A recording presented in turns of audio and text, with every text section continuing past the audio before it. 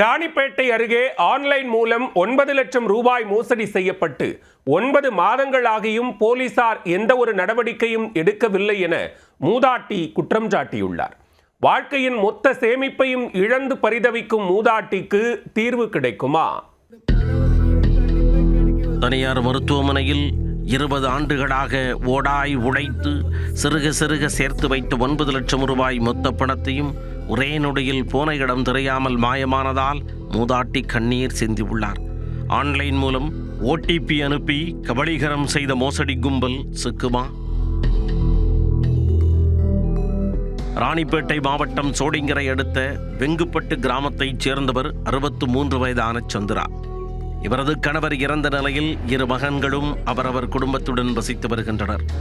இதனால் சந்திரா தனது சொந்த ஊரில் உள்ள வீட்டில் தனியாக வசித்து வருகிறார். இவர் கடந்த 20 ஆண்டுகளாக சென்னையில் உள்ள பிரபல தனியார் மருத்துவமனையில் ஊழியராக வேலை செய்து வந்துள்ளார். அப்பொழுது தனக்கு கிடைத்த ஊதியத்தை பெரும் பகுதியை வங்கிக் கணக்கில் சேமித்து வைத்துள்ளார்.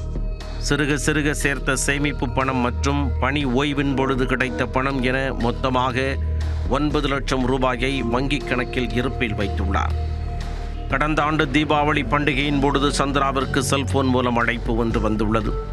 எதிர் திசையில் பேசி இவர் தான் வங்கி மேலாளர் என கூறியுள்ளார். அவர் உங்களது வங்கிக் கணக்கில் சிறு மாற்றங்கள் செய்ய வேண்டி உள்ளது என தெரிவித்துள்ளார். அதற்காக உங்களது செல்போன் எண்ணிற்கு வரும் OTP எண்ணை கூறுமாறு கேட்டுக்கொண்டுள்ளார். அது குறித்து எதுவும் தெரியாத சந்திரா தனது பக்கத்து வீட்டில் உள்ள இளைஞரிடம் செல்போனை கொடுத்துள்ளார். உடனே அந்த இளைஞரும் சந்திராவின் செல்போனுக்கு வந்த OTP எண்ணை கூறியுள்ளார்.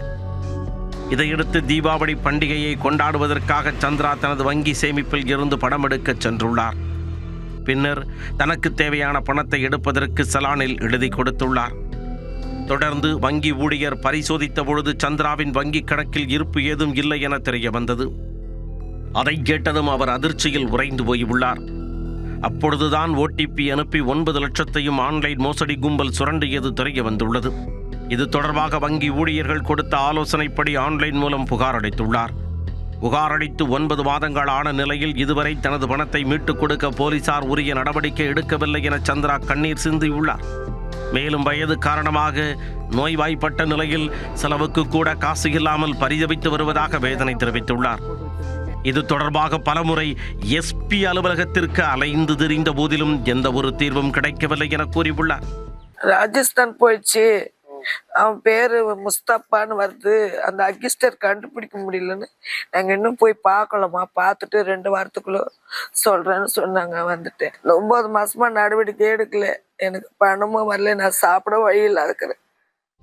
மாவட்ட சைபர் குற்றப்பிரிவு போலீசாரிடம் புகார் அளித்தும் இதுவரை தீர்வு காணப்படாததால் போலீசார் விரைந்து விசாரணை மேற்கொண்டு இழந்த பணத்தை மீட்டுக் கொடுக்க வேண்டும் என்று சந்திரா கோரிக்கை விடுத்துள்ளார். 20 ஆண்டுகளாக சிறுக சேமித்த 9 லட்சம் ரூபாயை மூதாட்டியின் அறியாமையை பயன்படுத்தி திருடிய ஆன்லைன் மோசடி கும்பலை கைது செய்து உரிய நடவடிக்கை எடுக்கப்படுமா?